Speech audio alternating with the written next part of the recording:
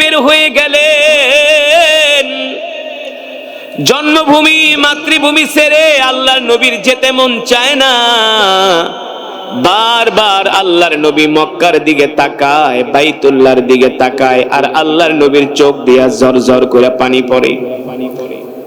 সিরাতের কিতাবের মধ্যে আসছে, মক্কা থেকে 2 কিলোমিটার দূরে যায় আল্লাহর নবী বাইতুল্লাহর দিকে তাকায় আছে, আর চোখের পানিতে আল্লাহর নবীর দাড়ি মোবারক ভিজে টপ টপ করে পানি পড়তেছে। আর আল্লাহর নবী বাইতুল্লাহর দিকে তাকায় বলে, এ বাইতুল্লাহ রে, আমার ইচ্ছা ছিল আমি থাকবো, তোমার খেদমত করব, কিন্তু মক্কার কাফেররা আমাকে মক্কায় থাকতে দিল না। মক্কার কাফেররা শেষ পর্যন্ত আমাকে মক্কা থেকে বের করে দিল। এই আল্লাহর নবীর আর্তনাদ, আল্লাহর নবীর কান্না শুনে আল্লাহ তাআলা সহ্য করতে পারলেন না। জিবরাইলকে পাঠিয়ে দিলেন, জিবরাইল যাও যাও, জমিনে যাও, আমার হাবিবকে যায়া সান্ত্বনা দাও। আমার হাবিব আমার কোরআন পড়ার কারণে, কোরআনের দাওয়াত দেওয়ার কারণে, কোরআনের বয়ান করার কারণে মক্কার কাফেররা আমার নবীকে মক্কা থেকে বের করে দিছে। আমার নবীকে যায়া সুসংবাদ দিয়া দাও, ওগো আল্লাহর পয়গম্বর, আপনি এখন মক্কা থেকে মদিনায় যাচ্ছেন, আপনি আর সাথে আবু বকর, আপনি আর সাথে 2 জন। বেশি দিন আর সেই দূরে নয়, আল্লাহ তাআলা আপনার জন্য সুসংবাদ দিয়ে দিছে, আপনি আর কিছুদিন পরে 2 জন না 10,000 সাহাবী নিয়ে আপনি মক্কা বিজয় করবেন। 10,000 সাহাবী নিয়ে মক্কা বিজয় করবেন। আল্লাহর নবী যখন মক্কায় কোরআন পড়তেন, মক্কার কাফেররা বাইতুল্লাহ পর্যন্ত আল্লাহর নবীকে ঢুকতে দেয় নাই। বাইতুল্লাহর চাবি পর্যন্ত মক্কার কাফেররা দেয় নাই আল্লাহর নবীকে। চিন্তা করা যায়? আল্লাহর নবীকে কোরআন পর্যন্ত পড়তে দিত না মক্কার কাফেররা, থুতু মারতো। নাউজুবিল্লাহ বলেন। বলতো মুহাম্মদ হুয়া মাজনুন, হুয়া কাহিন, হুয়া সাইন। মোহাম্মদ হলো কবি, মোহাম্মদ হলো জাদুকর, মোহাম্মদ হলো গণক। বলেন নাউজুবিল্লাহ। আল্লাহ রাব্বুল আলামিন বলেন, নবী আপনি মক্কার কাফেরদের কথায় কান দিবেন না। আপনি গণকও না, আপনি জাদুকরও না, আপনি কবিও না, আপনি হলেন নবী। জোরে বলেন সুবহানাল্লাহ। আপনি হলেন ওয়ামা আরসালনাকা ইল্লা রাহমাতাল লিল আলামিন। আপনি হলেন রাহমাতুল লিল আলামিন। আল্লাহর নবী মক্কার কাফেরদের কাছে চাবি চাইলে, এই মক্কা থেকে তো চলে যাবো, একটু চাবিটা দাও না, একটু বাইতুল্লাহ ঢুকি। বলে মুহাম্মদ আনতা ফকির, তুমি গরীব, তোমাকে মক্কার চাবি দেওয়া হবে না। নাউজুবিল্লাহ। তোমাকে বাইতুল্লাহর চাবি দেওয়া হবে না। আল্লাহ নবীকে এমন ভাবে অপমান করলেন। সাথে সাইয়েদনা ওমর কে? ওমর কে? যাকে বলা হয় মেজাজে ওহী, যার সিদ্ধান্ত অনুযায়ী আল্লাহ তাআলা কোরআনুল কারীমের 21 জায়গায় আয়াত নাজিল করছে। কয় জায়গায়? সেই ওমর আল্লাহর নবীর পাশে দাঁড়ানো। ওমর খাত থেকে তরবারি বের করছে। আল্লাহ নবী আপনি কি আমাকে চিনেন না? আমি তো খাত্তাবের ছেলে ওমর।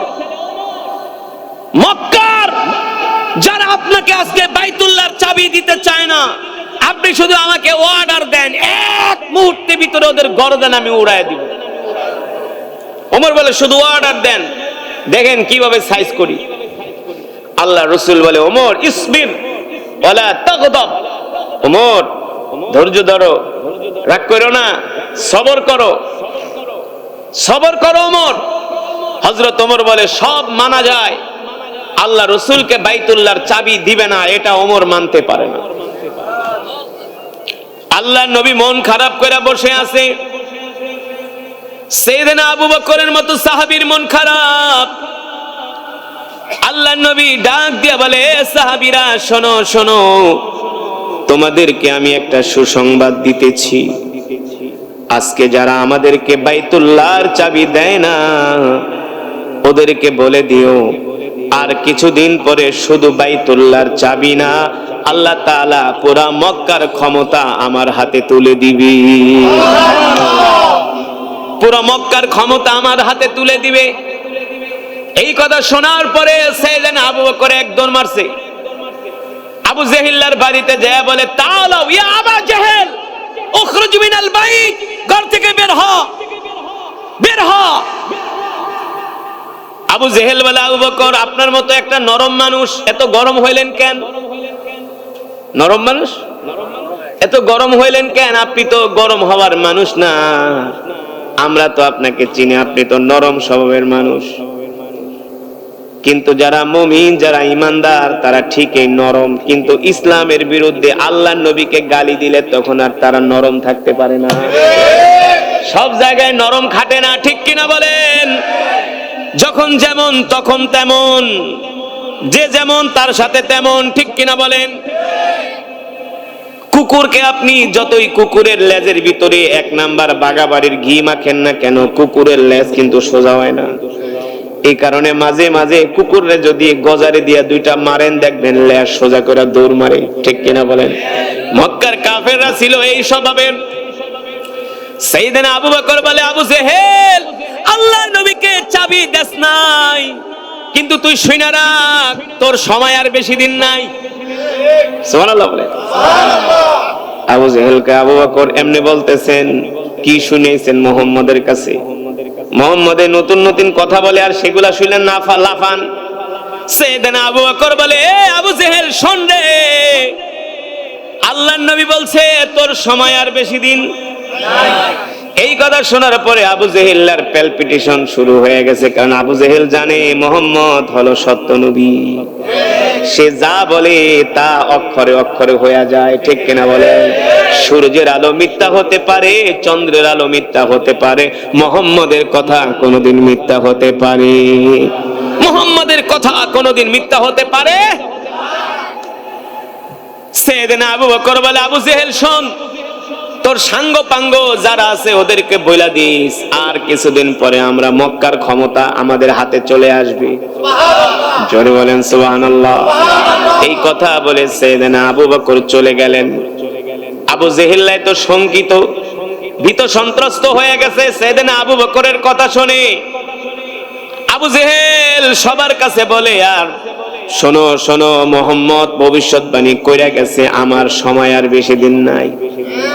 কারণ আল্লাহ নবী যেটা বলছে সেটা তো সত্য। ইসলামের প্রথম যুদ্ধেই যায় কিন্তু আবু জেহেল শেষ। ইসলামের প্রথম যুদ্ধ বদর যুদ্ধে কিন্তু আবু জেহেলের খেলা ফাইনাল, জানেন না? বদর যুদ্ধে আবু জেহেল শেষ, তাও আবু জেহেলকে মারছে কারা? ছোট ছোট 2টা বাচ্চা, মাআজ আর মুআজ, 2 জন মারছে। আল্লাহু আকবার। এবার আল্লাহর নবী, বিশ্ব নবী রাহমাতুল লিল আলামিন, ওই যে সাইয়েদনা আবু বকরকে নিয়ে মক্কা থেকে মদিনার দিকে রওনা করলেন। মক্কা থেকে মদিনার দূরত্ব হলো প্রায় 450, বর্তমানে 550 কিলোমিটার। কিন্তু সেই 1450 বছর আগে তো 550 কিলোমিটার ছিল না, কম হলেও 1500 কিলোমিটার। কারণ 1450 বছর আগে তো মক্কার আধুনিক রাস্তাঘাট ছিল না, ছিল তখন ছিল মরুভূমির রাস্তা, পাহাড়ি রাস্তা, আঁকাবাঁকা পথ। সাথে সামান্য কিছু খাবার নিয়ে সাইয়েদনা আবু বকর সহ আল্লাহর নবী সহ রওনা দিয়েছেন মদিনার দিকে। হাঁটতেছে হাঁটতেছে, যাত্রা করতেছে। সাইয়েদনা আবু বকর বলে, কয়েকদিন যাত্রা করার পরে, সফর করার পরে আমার সাথে যে খাবার দাবার ছিল সব খাবার দাবার গুলো শেষ হয়ে গেছে। আল্লাহ নবী ক্লান্ত হয়ে গেছেন, পরিশ্রান্ত হয়ে গেছেন। মরুভূমির রাস্তা দিয়ে আল্লাহর নবী হাঁটে, তার পা চলে না, এতটা ক্লান্ত হয়ে গেছেন আল্লাহর নবী। প্রচন্ড সূর্যের আলো, সূর্যের তাপ, আর সূর্যের তাপ পেলে মরুভূমির বালুগুলো গরম হয়ে যায়। মরুভূমির বালুগুলো যা গরম হয় তার চাইতে আরো পাথরগুলো বেশি গরম হয়ে যায়। কারণ গরম তাপ পেলে কিন্তু পাথর বেশি সব গরম হয়ে যায়। সাইয়েদনা আবু বকর বলে, আমি দেখছি আল্লাহর নবী মরুভূমির মধ্যে দিয়া পাথরের উপর দিয়া হাঁটতেছে। শক্ত পাথরের উপরে আল্লাহর নবী পাড়া দেয়, আল্লাহর নবী তার কদম শক্ত পাথরের উপরে রাখার সাথে সাথে শক্ত পাথরটা তুলার মতো নরম হইয়া নিচের দিকে ডেবে যায়। তুলার মতো নরম হইয়া শক্ত পাথরটা একেবারে তুলার মতো নরম হইয়া নিচের দিকে ডেবে যায়। আল্লাহর নবী ডাক দিয়া বলে, পাথর শিলা শক্ত, কেন তুলার মতো নরম হয়ে গেলা? পাথর ডাক দিয়া বলে, আপনি কি মনে করছেন আপনাকে কি আমরা চিনি নাই?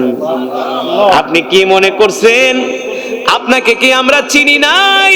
আপনি শুধু মানুষের নবী না, আপনি হলেন রাহমাতুল লিল আলামিন। আল্লাহু আকবার। আপনি আমাদেরও নবী। পাথর বলে, আপনি আমাদেরও নবী। আপনি শুধু মানুষের নবী না, আপনি শক্ত পাথরে পাড়া দিবেন, আপনার কষ্ট হবে, এই কারণে আপনার সম্মানে আমি শক্ত পাথর তুলার মতো নরম হয়ে গেছি।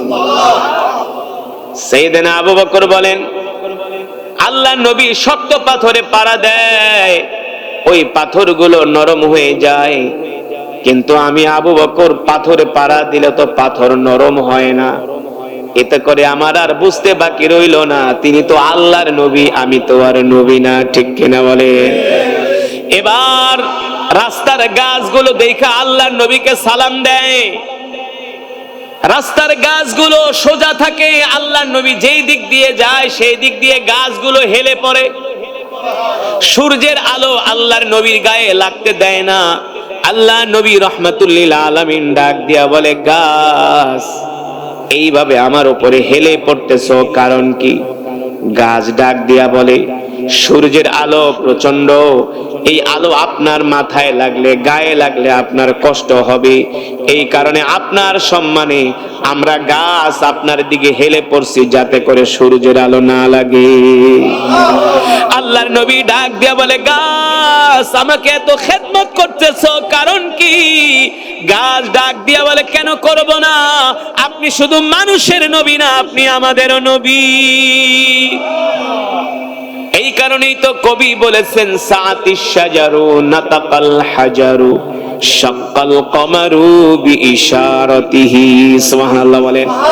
যেই নবীকে গাছ চিনলো, মাছ চিনলো, পাথর চিনলো, যেই নবীর শাহাদাতের আঙ্গুলির ইশারায় আকাশের চাঁদ দ্বিখণ্ডিত হয়ে গেল। ঠিক কিনা বলেন? কিন্তু সেই নবীকে মানুষ চিনে না, মানুষ চিনতে চায় না, সেই নবীকে মানুষ ভালোবাসতে চায় না। ঠিক কিনা বলেন? অথচ আল্লাহ তাআলা বলতেছেন, আমি আল্লাহ তোমাদেরকে যেই নবী দিয়েছি, তোমাদের জন্য যেই নবী পাঠাইছি, যদি তোমরা আমাকে পেতে চাও, আগে তোমরা তোমাদের নবীকে ভালোবাসো। ঠিক কিনা বলেন? এবার সাইয়েদনা আবু বকর বলেন, অনেকদিন সফর করার পরে আল্লাহর নবী আমাকে ডাক দেয়া বলে, ইয়া আবা বকর আনা আতশানুন জিদ্দান আনা জাইউন জিদ্দান। আবু বকর, প্রচন্ড ক্ষুধা লেগেছে, আপনার কাছে কোনো খাবার দাবার আছে কিনা? সাইয়েদনা আবু বকর বলে, ওগো আল্লাহর নবী, আমার কাছে কোনো খাবার নাই। আল্লাহর নবী বলে, আবু বকর, খাবার না থাকুক কোনো পানি আছে কিনা? সাইয়েদনা আবু বকর বলে, না না না, আমার কাছে কোনো পানিও নাই। এই কথা শোনার পরে সাইয়েদনা আবু বকর বলে, আমি তো সেই আবু বকর যে আবু বকর আল্লাহর নবীর খেদমতে আমার যত সম্পদ ছিল সব সম্পদ আমি আল্লাহর নবীর কদমে হাজির করেছি। ঠিক কিনা বলে? কিন্তু আল্লাহর নবী এখন আমার কাছে খাবার চায়, আমি খাবার দিতে পারি না। আল্লাহর নবী আমার কাছে কি চায়?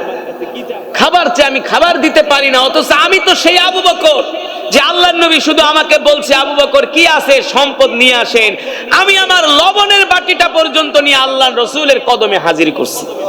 আমার সব সম্পদ আমি আল্লাহ রাসূলের সামনে নিয়ে হাজির করছি যে আল্লাহ রাসূল নেন, সব সম্পদের মালিক আপনি। কিন্তু আজকে রাহমাতুল লিল আলামিন আমার কাছে খাবার চায়, আমি খাবার দিতে পারি না, পানি দিতে পারি না। সাইয়েদনা আবু বকর বলে, এই কষ্ট আমি সইতে পারি না। আল্লাহর নবী বুঝতে পারলেন খাবার নাই, পানি নাই, এই কারণে সাইয়েদনা আবু বকরের মন খারাপ। আল্লাহর নবী ডাক দিয়া বলে, আবু বকর, চিন্তা করবেন না, কষ্ট পাবেন না। দেখেন তো মরুভূমির মধ্যে কোনো ঘর বাড়ি দেখা যায় কিনা? সাইয়েদনা আবু বকর রাদিয়াল্লাহু তাআলা আনহু বলেন, এমন মরুভূমি, কোনো একটা মানুষ নাই, কোনো একটা জীব নাই, কোনো একটা জন্তু নাই, এখানে আবার ঘর বাড়ি কোত্থেকে আসবে? এখানে আবার ঘর বাড়ি কোত্থেকে আসবে? সাইয়েদনা আবু বকর বলে, গো আল্লাহর নবী, ঘর বাড়ি তো মরুভূমির মধ্যে দেখা যায় না। আল্লাহর নবী বলে, আবু বকর, যদি এই মরুভূমির মধ্যে একটা ঘর পাইতাম, একটা বাড়ি পাইতাম, ওই বাড়িতে যে আমরা কিছুক্ষণ বিশ্রাম নিতাম, কিছুক্ষণ আরাম করতাম। সূর্যের আলোটা যখন, আলোর তীব্রতা কমতো, সূর্যটা যখন হেলে পড়তো, গরম যখন কমতো, তখন আমরা আবার মদিনার দিকে যাত্রা শুরু করতাম। দেখেন আবু বকর, এই মরুভূমির মধ্যে যদি কোনো ঘর বাড়ি পাওয়া যায়, সেখানে যাইয়া আমরা তাদের কাছ থেকে মেহমানদারি গ্রহণ করব। এই কথা শোনার পরে সাইয়েদনা আবু বকর মনে মনে ভাবে, মরুভূমির মধ্যে কোনো ঘর নাই, বাড়ি নাই, ধুধু মরুভূমি, এই মরুভূমিতে আবার মানুষ আসবে কোত্থেকে? হঠাৎ করে সাইয়েদনা আবু বকরের মনের ভিতরে বারবার একটা কথা মনে পড়ছে, যে আল্লাহ নবী তো রাহমাতুল লিল আলামিন, তিনি তার জবান দিয়া কোনো অনর্থক কথা বলে না। নিশ্চয়ই আল্লাহ নবী যখন বলছি এই মরুভূমির মধ্যে কোনো ঘর বাড়ি দেখা যায় কিনা, নিশ্চয়ই এই কথার মধ্যে কোনো রহস্য আছে। কি আছে? কোন রহস্য আছে। আল্লাহ নবী তো তার জবান দিয়া কোনোদিন, আমরা তো মনে হয় প্রতিদিন কম হইলো 100 ফাও কথা কই না, অনর্থক কথাবার্তা, যে কথাবার্তার কোনো ভ্যালু নাই, যে কথাবার্তা নিষ্প্রয়োজন, আল্লাহ নবী কখনো তার জবান দিয়ে অনর্থক কথাবার্তা বলে না। সাইয়েদনা আবু বকর বলে, যেহেতু আল্লাহর পয়গম্বর বলছে মরুভূমির মধ্যে কোনো ঘর বাড়ি দেখা যায় কিনা, নিশ্চয়ই এর মধ্যে কোনো কারণ আছে। সাইয়েদনা আবু বকর বলেন, আল্লাহি রাব্বাল কাবা, আমি রবের কসম খায়া বলি, মাত্র 10 কদম পথ আগাইতে দেরি দেখি মরুভূমির মধ্যে একটা ঘর দেখা যায়। আর আস্তে কোন সুবহানাল্লাহ, মিয়া সুবহানাল্লাহ, আলহামদুলিল্লাহ। যত বেশি বলবেন তত ঈমান মজবুত হবে, তত আল্লাহ তাআলা রিজিক বাড়িয়ে দিবে, ঈমানের নূর পয়দা হবে। কারণ সুবহানাল্লাহ, আলহামদুলিল্লাহ, এগুলো মুমিন ছাড়া কারো জবান দিয়ে এই কথা বের হয় না। কোন পাপিষ্ঠ, মিথ্যাবাদী, সুদখোর, ঘুষখোর ওগো মুখ দিয়া কোনোদিন দেখবে না সুবহানাল্লাহ, আলহামদুলিল্লাহ বের হয় না। এত সোজা না, এগুলো আল্লাহর প্রশংসা, ঠিক কিনা বলেন? আল্লাহর প্রশংসা কারা করে? যারা আল্লাহকে ভালোবাসে। বলেন আল্লাহু আকবার। বয়ান কি চলবে না শেষ করে দেবো? হ্যাঁ, বসেন, অল্প সময়, আর বেশি সময় নিব না, মোনাজাত হয়ে যাবে অল্প কিছুক্ষণের মধ্যে। কিন্তু যে বয়ান হচ্ছে মন দিয়ে শুনতে হবে। রাজি আছেন? আল্লাহ তাআলা সকলকে কবুল করুন, আমিন। সাইয়েদনা আবু বকর রাদিয়াল্লাহু তাআলা আনহু বলেন, মাত্র 10 কদম পথ আগাইলাম, দেখলাম মরুভূমির মধ্যে একটা ঘর দেখা যায়। সাইয়েদনা আবু বকর বলে, আমি এত খুশি হইলাম, মানুষ মরুভূমির মধ্যে যদি উট হারা যায়, একটা হারানো উট পেলে একজন মানুষ যতটা না খুশি হয়, তার চাইতে আমি আরো কোটি কোটি গুণ খুশি হয়ে গেলাম। আমার চেহারার মধ্যে এবার হাসি আর আনন্দ। এতক্ষণ ছিল মন খারাপ, কারণ সাহাবায়ে কেরাম তো আর আমাদের মতো নবীজিকে জিলাপি দিয়া ভালোবাসতো না। আমরা তো নবীজিরে জিলাপি দিয়া ভালোবাসি, বছরে 1-2 বার মিলাদ পড়ি, আর আমাদের নবীর ভালোবাসা শেষ। সাহাবীরা তো এমন ছিলেন না, তারা নিজের কলিজা দিয়ে আল্লাহর নবীকে ভালোবাসতেন, ঠিক কিনা বলেন? আমরা তো অহরহ আল্লাহর নবীর সুন্নাত ছাইরা দেই, আমাদের কষ্ট লাগে না। কিন্তু সাহাবায়ে কেরামের জীবন চলে গেছে, কোনোদিন আল্লাহর নবীর একটা সুন্নাত ছেড়ে দেয় নাই। সাইয়েদনা আবু বকর রাদিয়াল্লাহু তাআলা আনহু বলেন, যখন মরুভূমির মধ্যে আমি একটা ঘর দেখলাম, আমি আর আনন্দ, এত আনন্দ, আমি আমার আনন্দ আর ধরে রাখতে পারলাম না। আল্লাহর নবীকে বললাম, ওগো আল্লাহর পয়গম্বর, উনজুর ইলাল আমাম, ওগো আল্লাহর নবী দেখেন, আপনি না একটু আগে ঘরের কথা বলছেন, আমি তো চিন্তায় পড়ে গেছিলাম, কিন্তু আপনার পবিত্র জবান দিয়া একটা ঘরের কথা বের হতে দেরি, আমাদের চোখের সামনে একটা ঘর দেখতে আমি দেরি করলাম না। সুবহানাল্লাহ বলেন। আল্লাহর রাসূল বলেন, আবু বকর চলেন, ওই বাড়িতে যাই আমরা মেহমানদারি গ্রহণ করব, ওই বাড়িতে যে আমরা মেহমানদারি গ্রহণ করব। সাইয়েদনা আবু বকর বলেন, আল্লাহর নবী আমার হাত ধরলেন, আর আমরা হেঁটে হেঁটে ওই বাড়ির সামনে যাচ্ছি। আমার কাছে মনে হলো বাড়িটা অনেক দূর, কিন্তু আল্লাহর নবী আমার হাত ধরার সাথে সাথে মনে হলো কয়েক সেকেন্ডের মধ্যে আমরা বাড়ির সামনে পৌঁছে গেলাম। এবার মরুভূমির মধ্যে একটা জীর্ণ শীর্ণ ঘর, খেজুর পাতার বেড়া, কোন রকম একটা দরজা। আল্লাহর নবী বলে, আবু বকর যান যান, ওই ঘরে যায় নক করেন, দরজার ভিতরে নক করেন। সাইয়েদনা আবু বকর বলে, আমি ঘরের দরজার সামনে যায় নক করলাম, ইফতাহিল বাব, ইফতাহিল বাব, এ ঘরের মালিক দরজা খোলো, দরজা খোলো। একবার, দুইবার, তিনবার ডাক দিচ্ছি, কোনো আওয়াজ নাই, কোনো সারা শব্দ নাই।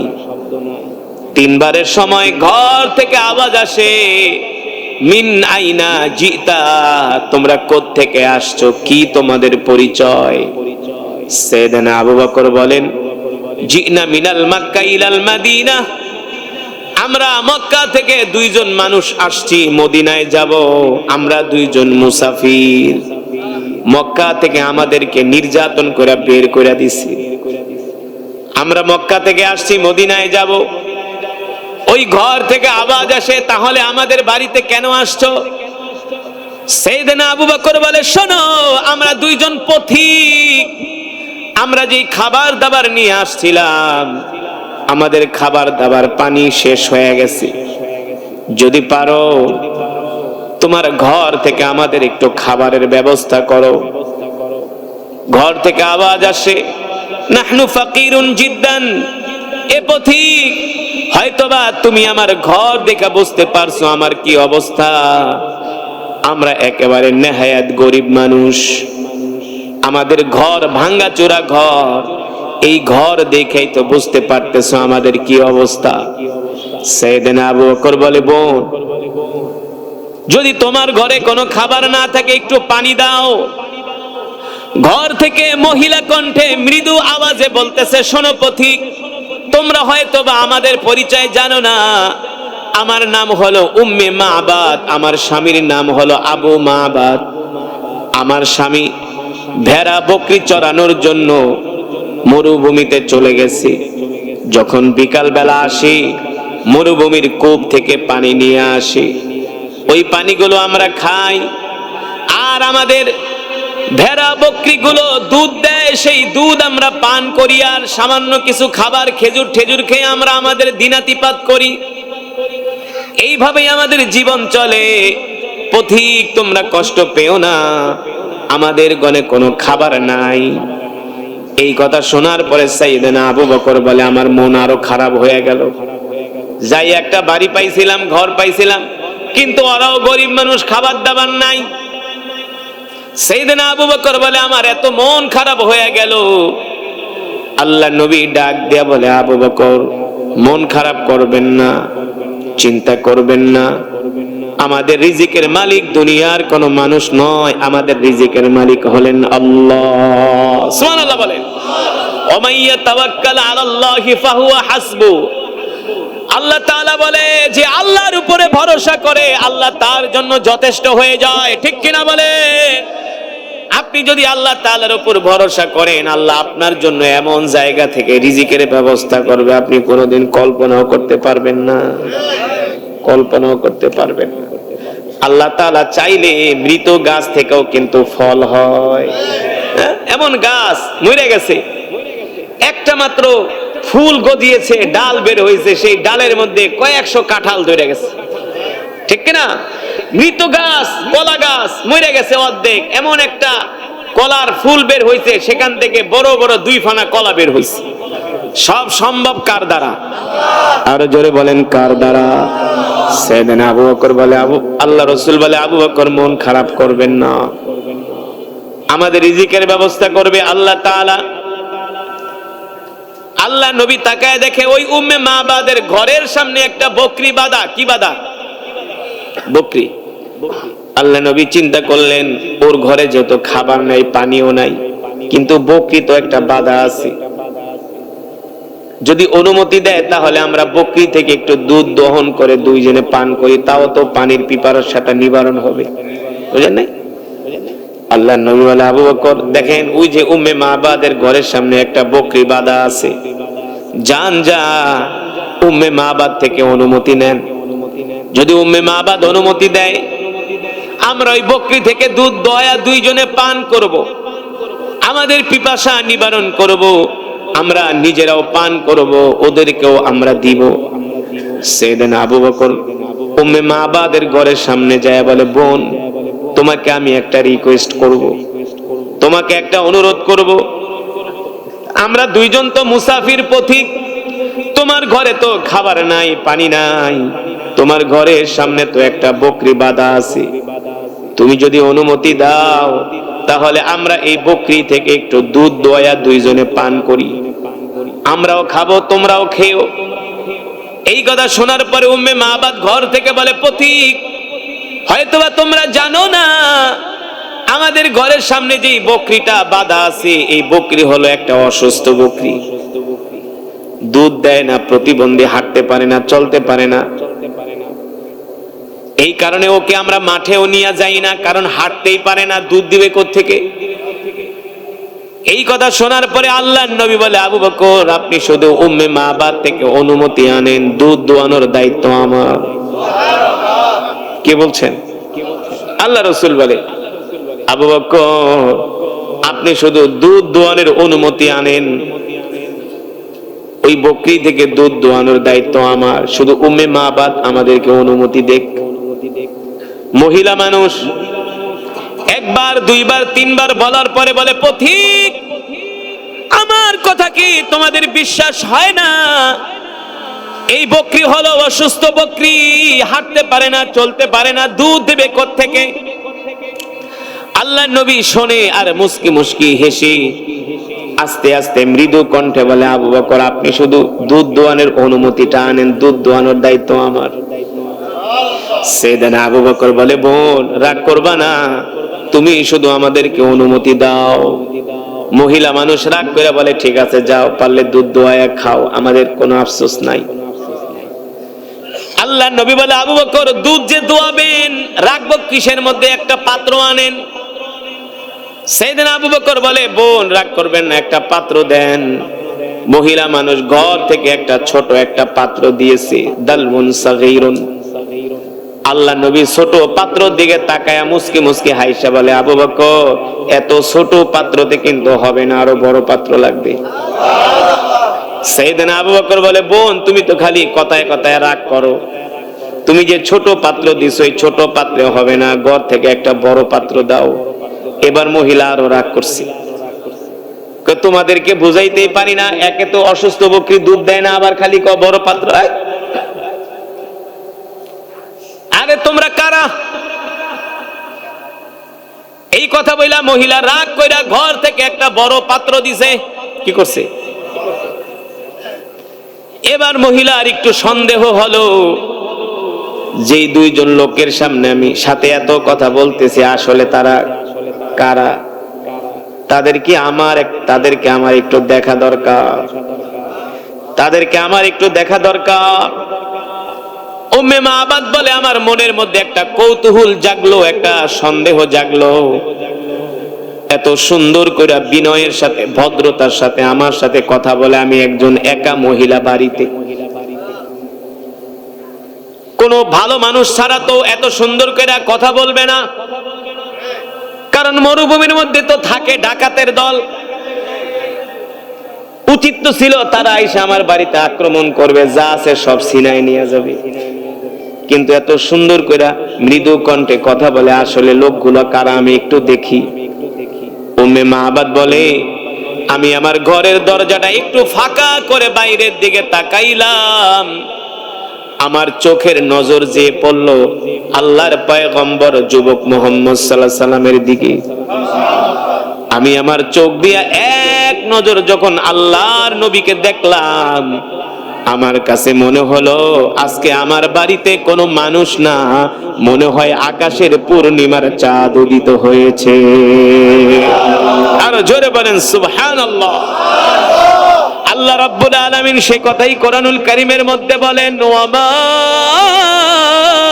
আরসালনাকা ইল্লা রাহমাতাল লিল আলামিন। আল্লাহু আকবার। আল্লাহ তাআলা বলেন, লাকাদ জাআকুম রাসূলুম মিন আনফুসিকুম আজিজুন আলাইহি মা আনিতুম হারিসুন আলাইকুম বিল মুমিনিনা রাউফুর রহিম। আল্লাহু আকবার। এ দুনিয়ার মানুষ, আমি আল্লাহ তোমাদের মধ্য থেকে তোমাদের জন্য এমন একজন নবী পাঠাইছি, যে নবী কিনা তার জীবনের চেয়েও তোমাদেরকে ভালোবাসে। আল্লাহু আকবার। আর সেই নবী হলেন তোমাদের জন্য রহমত, সেই নবী হলেন তোমাদের জন্য বরকত। আল্লাহু আকবার। উম্মে মাবাদ বলে, আমি ঘরের দরজা ফাঁকা কইরা এক নজর আমি আল্লাহর নবীর দিকে তাকাইলাম, তার চেহারা দেখার পরে আমি অবাক হয়ে গেলাম। পৃথিবীর মানুষের চেহারা এত সুন্দর হতে পারে না। উম্মে মাবাদ বলে, আমি যুবক মুহাম্মদ সাল্লাল্লাহু আলাইহি সাল্লামের চোখগুলো তাকায় তাকায় দেখতেছি, তার গালগুলো দেখতেছি, তার হাতগুলো দেখতেছি, তার চুলগুলো দেখতেছি, এত সুন্দর এত সুন্দর। আল্লাহু আকবার। আমার শুধু মনে হয় তার চোখের দিকে, তার চেহারার দিকে তাকায় আমার কলিজা ঠান্ডা হয়ে গেছে। এত সুন্দর তার চেহারা, এত সুন্দর তার গঠন, এত সুন্দর তার আকৃতি। উম্মে মাবাদ বলে, তার চেয়েও তার ব্যবহার আরো সুন্দর। যদি বলেন সুবহানাল্লাহ। এত সুন্দর করে ফিস ফিস করে মৃদু কণ্ঠে কথা বলে। উম্মে মাবাদ বলে, আমি তার কথার মধ্যে, তার ব্যবহারের মধ্যে এমন মাধুর্যতা পেয়েছি, আমি আবেগ আপ্লুত হয়ে গেছি, আমি তার ব্যবহারে মুগ্ধ হয়ে গেছি। এবার উম্মে মাবাদ ঘর থেকে বলে, পথিক নেও নেও, বালতি নাও, আরো যদি চাও আরো দিব, শুধু বকরির দুধ দোয়ানি না, তোমরা যদি চাও আমার বকরিটাকে তোমরা জবাই করে খেয়ে ফেলতে পারো, আমার কোনো আফসোস নাই, আমার কোনো আফসোস নাই। উম্মে মাবাদ বলে, আল্লাহর পয়গম্বর আমার বাড়িতে ঢোকার সাথে সাথে আমার বাড়ি থেকে জান্নাতের ঘেরান বের হওয়া শুরু করছে। কারণ বাড়িতে আসছে কে? রহমাতুল লিল আলামিন। আল্লাহর নবীর শরীর মোবারক থেকে জান্নাতের খুশবুর ঘেরান বের হচ্ছে। উম্মে মাবাদ বলে, আমি দেখতেছি আল্লাহ নবীর শরীর মোবারক থেকে ঘাম ঝরতেছে, ঘাম, এক একটা ঘামের ফোঁটা আমার কাছে মনে হয় মণিমুক্তার মতো চিকচিক করতেছে। আমি তার চেহারা দেখা পাগল হয়ে গেছি। আমি বলি, পথিক এবার তোমরা চাইলে আমার বকরি খায়া ফেলাও। সাইয়েদনা আবু বকর বলে, দরকার নাই, তুমি বালতি দাও। এবার রাহমাতুল লিল আলামিন বড় বালতি নিয়া অসুস্থ বকরির সামনে গেলেন। বকরি কিন্তু হাঁটতে পারে না, চলতেও পারে না, এক জায়গায় বসে থাকে। কিন্তু আল্লাহ নবীকে দেখার সাথে সাথে অসুস্থ বকরি এক লাফ দিয়া দাঁড়ায় গেছে। শুধু দাঁড়ায় নাই, বকরি আল্লাহ নবীকে সালাম দিতেছে, আসসালামু আলাইকা ইয়া রাসূলুল্লাহ। আল্লাহ নবী ডাক দিয়ে বলে, বকরি সালাম দিলা, কারণ কি? বকরি বলে, কেন সালাম দিব না? আপনি কে মনে করছেন আপনাকে আমি চিনি নাই? আপনি শুধু মানুষের নবী না, আপনি আমাদেরও নবী। আমি কিন্তু আপনারে দেখা চিনে ফেলেছি, আপনি আমাদেরও নবী। এবার বকরি আল্লাহ নবীকে বলে, গো আল্লাহ নবী, আপনি তো আমার নবী, আমি তো আপনার উম্মত, আমি তো আপনার, যদি আমাকে অনুমতি দেন আপনার সাথে আমি কিছু কথা বলবো। আল্লাহ নবী বলে, বকরি তুমি না অসুস্থ ছিলা? বকরি বলে, আমি অসুস্থ ছিলাম, কিন্তু আপনার চেহারা দেখার সাথে সাথে আমি সুস্থ হয়ে গেছি। আল্লাহ নবী বলে, তাহলে আসো আমার কাছে। বকরি এক লাফ দিয়ে আল্লাহ নবীর কোলে উঠে গেছে। এবার বকরি তার মুখ নিয়ে আল্লাহ রসুলের কানের কাছে নিয়ে বকরি কথা বলতেছে, আর বকরির চোখ দিয়া ঝরঝর করে পানি পড়তেছে। বকরি বলে, গো আল্লাহ নবী, আপনি তো আমার নবী, আমার মনের দুঃখগুলো শুধু আপনার কাছেই বলা যায়। ও গো আল্লাহর নবী, আমি অসুস্থ, আমার মালিক আমাকে এই কারণে ঘাস খাওয়ায় না, খাবার দেয় না, মরুভূমিতে নিয়ে যায় না, আমি বার্ধক্যে পৌঁছে গেছি, দুধ দিতে পারি না, আমার সন্তান হয় না, এই কারণে আমার মালিক ততটা আমাকে ভালোবাসে না। আমার এই দুঃখ আপনি ছাড়া আমি আর কার কাছে বলবো? আল্লাহর নবী বলে, বকরি রে, তুই চিন্তা করবি না, তুই ছিলি অসুস্থ, আল্লাহ তোকে সুস্থ বানায় দিছে আমাকে দেখার পরে, আর মৃত্যুর আগ পর্যন্ত আল্লাহ তাআলা আর কোনোদিন তোকে অসুস্থ করবে না। উম্মে মাবাদ বলে, আমি দূর থেকে তাকায় তাকায় দেখতেছি ওই বকরিটা আল্লাহ রসুলের সাথে কথা বলতেছে, আল্লাহ রসুলের সাথে কথা বলতেছে, আর বকরির চোখ দিয়া পানি পড়ে। আল্লাহ নবী নিজের হাত মোবারক দিয়া বকরিকে আদর করে দিতেছে, তুই কষ্ট পাইস না, তুই আর কোনোদিন অসুস্থ হবি না। উম্মে মাবাদ বলে, আমি দেখতেছি আল্লাহর পয়গম্বর যুবক মুহাম্মদ সাল্লাল্লাহু আলাইহি সাল্লাম বকরির সাথে কথা বলতেছে। আল্লাহু আকবার। এবার আল্লাহ নবী বকরিকে ডাক দিয়ে বলে, এ বকরি, আমরা দুইজন ক্ষুধার্ত পিপাসার্ত মক্কা থেকে আসছি, মদিনায় যাব, যদি অনুমতি দাও তোমার থেকে আমরা একটু দুধ দহন করে আমরা দুইজনে পান করব। বকরি বলে, গো আল্লাহর নবী, নেন নেন, আমি তো অসুস্থ, এতদিন তো আমার থেকে কোনো দুধ বের হয় নাই। আল্লাহ নবী বলে, বকরি তুমি কোনো চিন্তা করবা না। এই কথা বলার পরে বকরি তার দুই পা দুই দিকে ছড়িয়ে দিছে। আল্লাহ নবী বিসমিল্লাহ বইলা বকরির স্তনের মধ্যে হাত দিছে, সাথে সাথে বকরির স্তনটা দুধে ভরপুর হয়ে গেছে। সাথে সাথে সাথে সাথে বকরির স্তনটা দুধে ভরপুর। এখন বকরি ডাক দিয়ে বলে, আল্লাহ রসুল, তাড়াতাড়ি করে আমার থেকে দুধ দোয়ান, আমি আর দুধের ভার সইতে পারি না, আমি আর দুধের ভার সইতে পারি না। এবার আল্লাহ নবী বিশ্ব নবী রহমতুল্লিল আলামিন বকরির থেকে নিজের হাত মোবারক দিয়া দুধ দোহাচ্ছে, দুধ বের করছে। উম্মে মাবাদ তাকায় তাকায় দেখতেছে, অসুস্থ বকরি হাঁটতে পারে না, তার থেকে দুধ বের হচ্ছে। দুধ দোয়াতে দোয়াতে বড় বালতি ভরে গেছে। উম্মে মাবাদ বলে, এমন দৃশ্য তো আমি কোনোদিন কল্পনাও করি নাই। এবার আল্লাহ রসুল দুধ এক বালতি দোয়ানোর পরে বলে, আবু বকর, ইশরাব, পান করেন। সাইয়েদনা আবু বকর বলে, না আল্লাহ রসুল, আপনি আগে পান করেন। বলে, না আপনি আগে। আমার নবী তো আর স্বার্থপর নবী না যে আগে খাবে। আমরা বলে করলাম, নিজে বাঁচলে বাপের নাম, আগে আমারে দে। আল্লাহ রসুল বলেন, আবু বকর আপনি পান করেন। আল্লাহ রসুল নিজের হাত দিয়ে সাইয়েদনা আবু বকরকে দুধ খাওয়াই দিলেন, দুধ পান করালেন। এবার আল্লাহ নবী নিজেও পান করলেন। বলেন, আবু বকর দেখেন এবার দুধের অবস্থা কি। সাইয়েদনা আবু বকর বলে, ওগো আল্লাহ রসুল, যেমন দুধ তেমন আছে, এক ফোঁটাও কমে নাই। যিনি তো সেই নবী যিনি এক পেয়ালা দুধ আসহাবে সুফা 400 সাহাবীকে খাওয়াইছে। এক পেয়ালা দুধ সাইয়েদনা হযরত আলী রাদিয়াল্লাহু তাআলা আনহু, আলী দুধগুলা তুমি সবাইরে খাওয়াও। সাইয়েদনা আলী রাদিয়াল্লাহু তাআলা এক পেয়ালা দুধ হাদিয়া আসছে, সবাইরে পান করেছে। এক সিরিয়াল ধরে ডান দিক থেকে পান করাতে করাতে আল্লাহ রসুল পর্যন্ত আসছে। দুধ কয় পেয়ালা? এক পেয়ালা। খেয়েছে কতজন? 400 সাহাবী আসহাবে সুফা। তারা সবসময় আল্লাহ রসুলের দরবারে পড়ে থাকতেন। আল্লাহ রসুল বলে, আলী কি অবস্থা দুধের দেখেন তো। সাইয়েদনা আলী রাদিয়াল্লাহু তাআলা আনহু বলে, আল্লাহ রসুল আপনি তো রহমাতুল্লিল আলামিন, আপনি তো বরকতের নবী। এক পেয়ালা দুধ আমি আলী আমার নিজের হাত দিয়া 400 মানুষকে খাওয়াইলাম। যেমন দুধ তেমন আছে, এক ফোঁটাও কমে না। সেই নবীর উম্মত আমরা মিয়া। আমাদের নবী তো রাহমাতুল্লিল আলামিন। যেই নবী মৃত গাছের নিচে বসছে, সাথে সাথে মৃত গাছ জীবিত হয়ে গেছে। সেই গাছ এখনো পর্যন্ত আছে, নাই?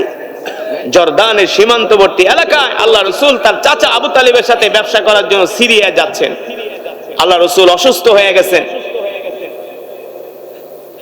আবু তালেব বলে, মোহাম্মদ আমি তোমাকে কোথায় বিশ্রাম করাবো? বলে, একটা গাছের নিচে নিয়ে বসান। বলে, সব গাছ তো মৃত, কোনো গাছই নেই, একটা গাছ আছে মৃত, উলি পোকায় খেয়ে ফেলেছে।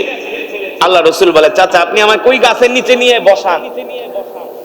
আবু তালেব নিয়ে আল্লাহ রসুলকে মৃত গাছের নিচে বসাইছে। সাথে সাথে অথচ মুসলমান আল্লাহর বান্দারা, আমি যে কোরআনুল কারীম থেকে তেলাওয়াত করেছি, আল্লাহর নবী বিশ্ব নবী রাহমাতুল লিল আলামিনকে আল্লাহ তাআলা বলেন, নবী আপনি দুনিয়ার মানুষদেরকে বলে দেন, وَنُنَزِّلُ مِنَ الْقُرْآنِ مَا هُوَ شِفَاءٌ وَرَحْمَةٌ لِلْمُؤْمِنِينَ وَلَا يَزِيدُ الظَّالِمِينَ إِلَّا خَسَارًا। আল্লাহ রাব্বুল আলামিন বলেন, নবী আমি আল্লাহ আপনার উপর যেই কোরআন নাজিল করেছি, এই কোরআন আমি মুমিনের শেফার জন্য নাজিল করেছি। এই কোরআন হলো আমাদের জন্য ঔষধ, এই কোরআন হলো আমাদের জন্য মেডিসিন, এই কোরআন হলো আমাদের জন্য শেফা। এই কথা দুনিয়ার কোন মানুষের কথা না, কোন নবীর কথা না, কার কথা? আল্লাহ তাআলা বলছেন, নবী আমি আল্লাহ আপনার উপর যে কোরআন নাজিল করেছি, এই কোরআন আমি মুমিনের জন্য ঔষধ, মেডিসিন হিসাবে নাজিল করেছি। এখন আপনাদের কাছে আমার প্রশ্ন, আমাদের সমাজের কত পার্সেন্ট মানুষ কোরআন পড়তে জানে বলেন? কত পার্সেন্ট মানুষ কোরআন পড়ে? মুসলমান তো কোরআন পড়ে না, কোরআনের তেলাওয়াত জানে না, কোরআনের ধারে কাছেও মুসলমান নাই, ঠিক কিনা বলেন? এই যে একটা মাহফিল হচ্ছে, বছরে একবার আইসা 2-3 ঘন্টা কোরআনের মজমায় বসবে, সেটাও ধৈর্যে কুলায় না। শুক্রবারে মসজিদেও আসে 1টা 20 মিনিটে, খুতবার 5 মিনিট আগে আইসা শুধু বারবার ঘড়ির দিকে তাকায়। খুতবা বয়ান একটু লম্বা করলে ইমাম সাহেবের দিকে চোখ বড় বড় করে তাকায়। ধৈর্য নাই, ধৈর্য নাই, ধৈর্য নাই, দিনের কাজে ধৈর্য নাই। কিন্তু চায়ের দোকানে বৈশা 1 কাপ চা খায় আর 3 ঘন্টা বৈশা বৈশা বিড়ি টানে আর বাংলা সিনেমা দেখে। সেই সময় আর ধৈর্য হারা হয় না, ঠিক কিনা বলেন? এই যে আজকে সমাজের ভিতরে এত গজব, এত বালা মুসিবত, কারণ কি? বর্তমান যারা ভূগর্ভস্থ বিজ্ঞানী তারা বলবে যে মাটির নিচের স্তর নরম হয়ে গেছে, মাটির নিচ থেকে পানি উঠানোর কারণে ভূগর্ভ নিচে চলে যাচ্ছে, এই কারণে ভূমিকম্প হচ্ছে। কিন্তু আমার আল্লাহ তাআলা কোরআনুল কারীমের মধ্যে কি বলেন?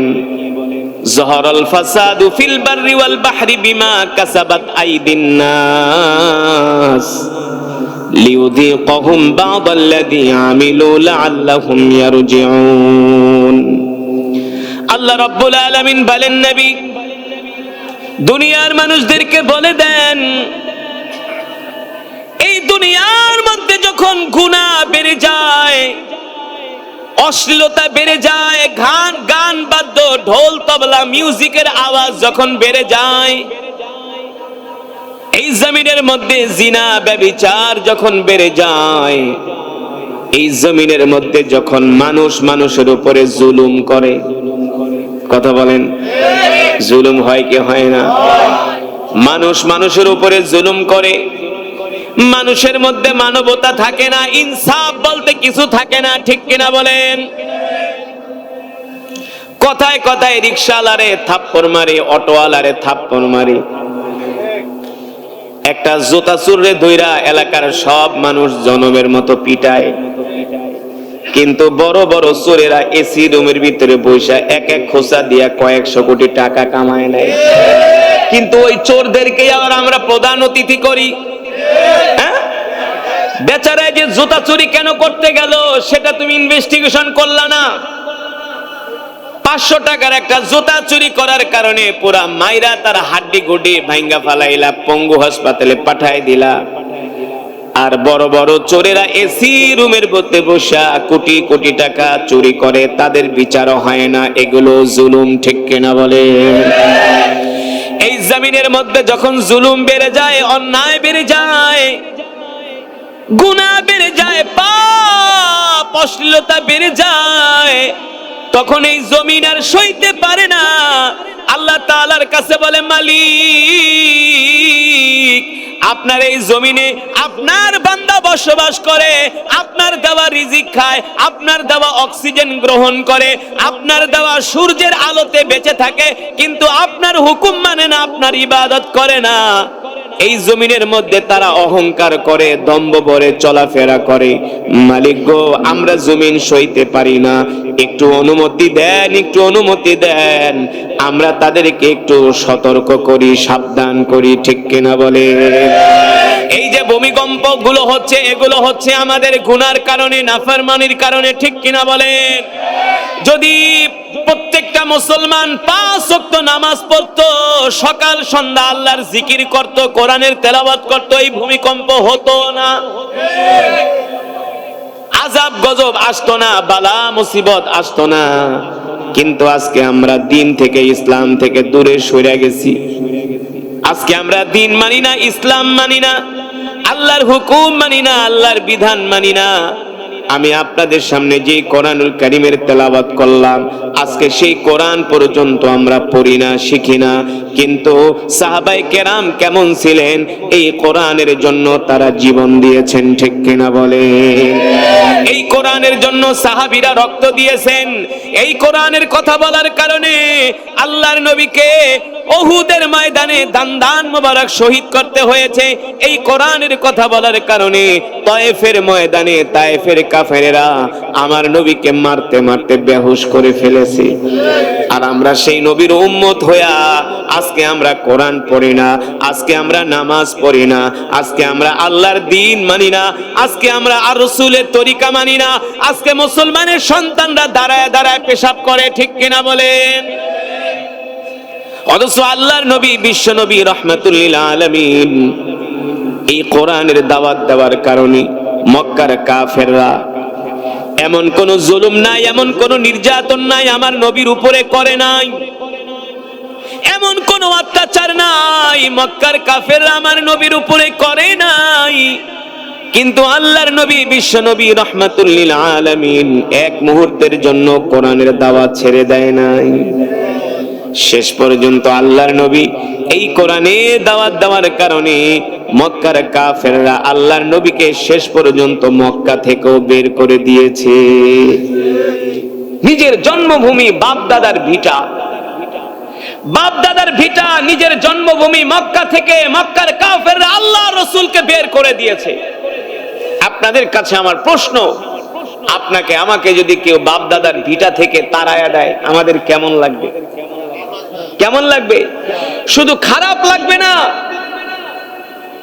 কতটা যে খারাপ লাগবে এটা পৃথিবীর কোনো অভিধান দিয়ে বোঝানো যাবে না, পৃথিবীর কোনো ভাষা দিয়ে বোঝানো যাবে না। আপনার যেখানে জন্ম, আপনি যেখানে জন্ম হয়েছেন, যেই মাটির সাথে আপনার নারীর টান, কিসের টান? আপনি যদি মিয়া গুছানো যায়, যদি আপনি 24 তলার ভিতরে থাকেন, এই গ্রামের মাটি বছরে 1-2 বার না পারাইলে আপনার শান্তি লাগবে না। কথা কন, শান্তি লাগে না? আমি যেই মসজিদে জুমা পড়াই, আমার মসজিদটা বানাইছে 150 কোটি টাকা দিয়ে। কত কোটি? তো যে লোক 150 কোটি টাকা দিয়ে মসজিদ বানায়, আর কত কোটি টাকা আছে আল্লাহ বুঝেন। আল্লাহ তাকে কত সম্পদ দিছে। প্রতি শুক্রবার ঢাকা থেকে সেই গ্রামে চলে যায়, গাজীপুরে, মাওনায়, শ্রীপুরে, অজপাড়া গ্রাম। আমি গেলে বলে, হুজুর ঢাকায় তো কত আরামে থাকি, কিন্তু এই বাপ দাদার মাটি না পারাইলে হুজুর কেমন জানি কলিজাটা ছটফট করে, শান্তি লাগে না। বলে, হুজুর এই মাটির ঘ্রাণ, এই গাছের ঘ্রাণ, এই মাটিতে খালি পায়ে হাঁটতে কত যে একটা শান্তি, এই শান্তি পৃথিবীর কোথাও পাওয়া যায় না। আমরা পৃথিবীর অনেক দেশে যাই, 1 সপ্তাহ, 15 দিন, 1 মাস, 2 মাস থাকার পর আর ভাল লাগে না। এই ঢাকা শহরেই ভাল লাগে, কারণ এখানেই জন্ম, এখানেই বেড়ে উঠেছি, এই মাটির সাথে একটা আত্মার টান আছে। এই কথাগুলো বোঝানোর কারণ হলো, মুসলমান, আল্লাহর নবী, বিশ্ব নবী রাহমাতুল লিল আলামিন যে মক্কার মাটিতে তার জন্ম, যে মক্কার মাটিতে তার শৈশব কেটেছে, কৈশোর কেটেছে, সেই মক্কার মাটি থেকে মক্কার কাফেররা আল্লাহর নবীকে আলটিমেটাম দিয়ে দিছে, মুহাম্মদ তুমি আর মক্কায় থাকতে পারবা না, তোমাকে আমরা আর মক্কায় থাকতে দিব না। রাহমাতুল লিল আলামিন বলে, এ মক্কার কাফেররা, আমার কি অপরাধ? তোমরা কেন আমাকে আমার বাপ দাদার ভিটা থেকে খেদায় দিবা? বলে, একটাই অপরাধ, তুমি কেন কোরআনের কথা বলো? তুমি কেন কোরআন পড়ো, মানুষদেরকে কোরআন শোনাও? তোমার কোরআন তেলাওয়াত শুনে তো আমার মক্কার যুবকরা কালেমা পড়ে দিন দিন মুসলমান হয়ে যাচ্ছে। অথচ মক্কার যুবকরা ছিল কাফের। কি ছিল? কিন্তু এখন মুসলমান যুবকদের মাঝে কোরআন পড়লেও কোনো অনুভূতি নাই। ঠিক কিনা বলেন? এই কারণে আমি বলি, এই সমাজের মধ্যে কিছু মুসলমান আছে, ওরা আবু জেহেলের চেয়েও নিকৃষ্ট। আবু জেহেল কাফের হয়েও কোরআন শুনতে আসতো, কিন্তু মুসলমানের সন্তান হয়েও কোরআন শুনতে আসে না। ঠিক কিনা বলেন? আল্লাহ রাব্বুল আলামিন জিব্রাইলকে পাঠিয়ে দিলেন, আর জিব্রাইল এসে বললেন, ওগো আল্লাহর পয়গম্বর, আপনি তো মক্কায় থাকার জন্য অনেক চেষ্টা করছেন, অনেক পথই অবলম্বন করছেন। মক্কার কাফেররা দিন দিন আপনার উপরে অত্যাচার, নির্যাতন, জুলুমের সীমা বাড়িয়ে দিচ্ছে। এই মুহূর্তে আল্লাহ তাআলার নির্দেশ হলো, আপনি আর মক্কায় থাকবেন না, আপনি কিছু দিনের জন্য মক্কা ছেড়ে মদিনায় চলে যান। আল্লাহ তাআলা আপনাকে নির্দেশ দিয়েছে, আপনি আর মক্কায় থাকবেন না, কিছু দিনের জন্য আপনি মক্কা ছেড়ে মদিনায় চলে যান। আল্লাহ তাআলার নির্দেশ পেয়ে দো জাহানের বাদশা, আখিরি জামানের পয়গম্বর, ইমামুল আম্বিয়া, সাইয়্যিদুল মুরসালিন, খাতামুন নবিয়্যিন, আল্লাহ নবী মক্কা থেকে হিজরত করে এবার মদিনার দিকে রওনা শুরু করবেন। সাথে সাইয়েদানা আবু বকর রাদিয়াল্লাহু তাআলা আনহুকে নিয়া। আল্লাহু মিনাস সাবিরিন।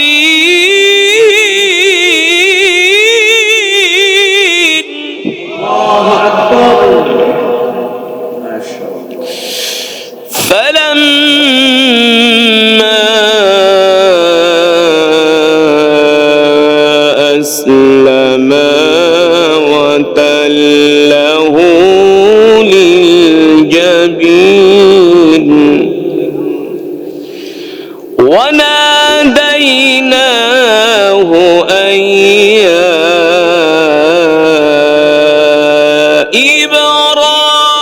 ইব্রাহিম قد صدقت الرؤيا إنا كذلك نجزي المحسنين. الله أكبر. نعرة تكبير. نعرة تكبير. قد صدقت الرؤيا إنا كذلك نجزي المحسنين.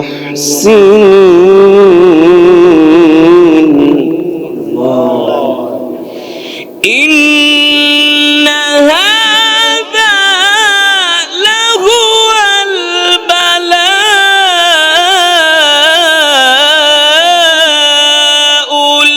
المبين وفديناه بذبح عظيم.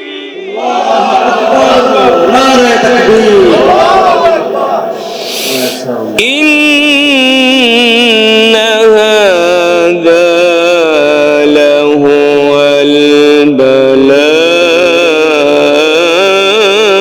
البلاء المبين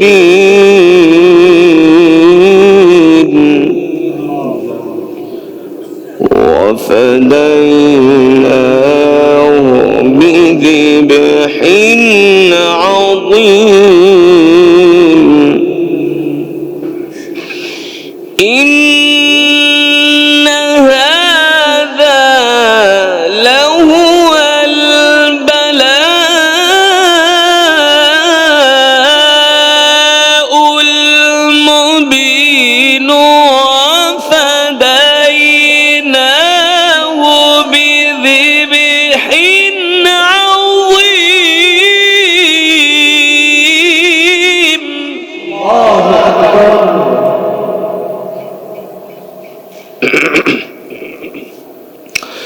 الله أكبر ولله الحمد بسم الله الرحمن الرحيم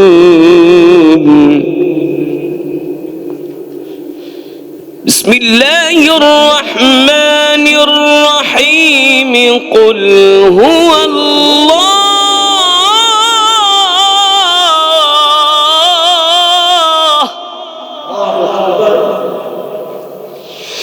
قل هو الله أحد الله الصمد لم يلد ولم يولد ولم يكن له كفوا أحد لم يلد ولم يولد ولم يكن له كفوا أحد بسم الله الرحمن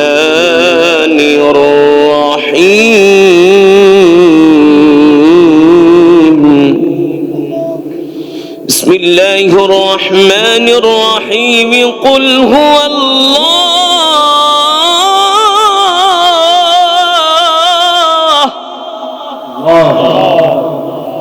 قل هو الله أحد الله الصمد لم يلد ولم يولد الله الصمد لم يلد ولم يولد ولم يكن له كفوا أحد بسم الله الرحمن الرحيم قل هو الله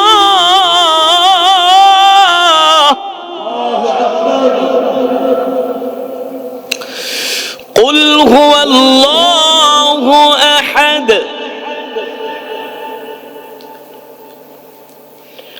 الله الصمد لم يلد ولم يولد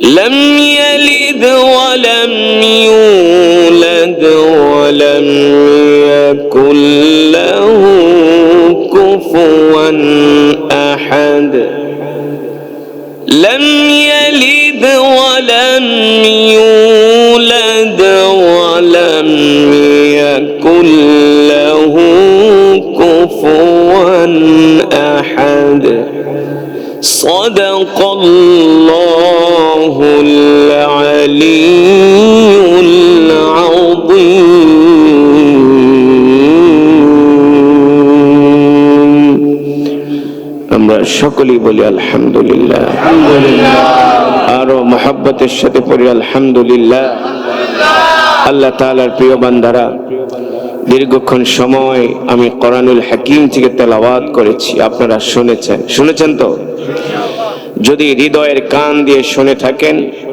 আল্লাহ তাআলা প্রতিটা হারফের বিনিময়ে আমাদের আমলনামায় কম পক্ষে 10টি করে নেকি দান করেছেন কয়টা করে নেকি 10টি করে নেকি আমি তেলাওয়াত করেছি আপনারা শুধু শুনেছেন এক একটি হারফের বিনিময়ে আল্লাহ তাআলা আমাদের আমলনামায় কম পক্ষে 10টি করে নেকি দান করেছেন শুধু এখানেই শেষ নয় আল্লাহ তাআলার প্রিয় বান্দারা পূর্ণ এক খতম কোরআনুল কারীমের সওয়াব দান করে এই মজমায় যারা উপস্থিত হয়েছেন তারা এক একজন এক এক খতম করে কোরআনুল কারীমের সওয়াব পেয়েছেন খুশি নাকি বেজার বলি আলহামদুলিল্লাহ আল্লাহ তাআলার প্রিয় বান্দারা আমরা আল্লাহ তাআলার কাছে দোয়া করি এই খতমে কোরআনের সওয়াব আল্লাহ তাআলা আমাদের মা বাবা দাদা দাদি নানা নানি আত্মীয় স্বজনের কবরে পৌঁছে দিক আল্লাহ তাআলার প্রিয় বান্দারা আপনারাই বলেন যে কোরআনুল হাকিম আমি তেলাওয়াত করেছি এই কোরআন তেলাওয়াত শোনার পরে কোন মুসলমান কি ঘরে থাকতে পারে পারে যার অন্তরে বিন্দু পরিমাণ ঈমান আছে ইমানের পাওয়ার আছে। এই কোরআন তেলাওয়াত শোনার পরে কোন মুসলমানের ঘরে থাকার কথা না। এই কোরআন তেলাওয়াত শোনার পরে তার ঈমান তাকে কোরআনের মজমায় নিয়ে আসবে। ঠিক কিনা বলেন? আরে আবু জেহেল তো কোরআন তেলাওয়াতের আওয়াজ শুনে ঘরে থাকতে পারে নাই। রাত 3টা বাজে আবু জেহেল 2টা কম্বল পেঁচিয়ে আল্লাহর নবীর জবানে কোরআন শোনার জন্য আবু জেহেল বাইতুল্লাহ চলে গেছে। কয়টায়? রাত 3টায়। আর আপনারা আসছেন কয়টায়? কেবল 10টা বাজে। কেবল 10টা বাজে। যদিও পাশে একটা মাহফিল হচ্ছে, তারপরেও যে কোরআনের তেলাওয়াত হয়েছে, মুসলমানের অন্তরে যদি কোরআনের মহব্বত থাকতো, এই কোরআন তেলাওয়াত শোনার পরে খাওয়া দাওয়া গল্প সব বাদ দিয়া কোরআনের মজমায় চলে আসতো। ঠিক কিনা বলে? কিন্তু আসবে কিভাবে? ইমানের তো পাওয়ার নাই। আর ইমানের পাওয়ার থাকবে কিভাবে? সারাদিন কয় মিথ্যা কথা, টানে বিড়ি, টানে সিগারেট, খায় গাঁজা, খায় সুদ, খায় ঘুষ, পড়ে না নামাজ। নামাজের জন্য ডাকলে কয় তোমার নামাজ তুমি পড়ো, আমার ইমান তোমার চেয়ে মজবুত আছে। হ্যাঁ, কথা বলেন? শুক্রবারে জুমার নামাজটাও পড়ে না। নাই আপনাদের এলাকায়? নাই। শুক্রবারে জুমার নামাজটাও পড়ে না। আহ, আফসোস। এইদিকে জুমার বয়ান হয় আর সে ঘরের ভিতরে বসে বসে বারান্দায় বসে বসে সিগারেট টানে, পায়ের উপর পা তুলা।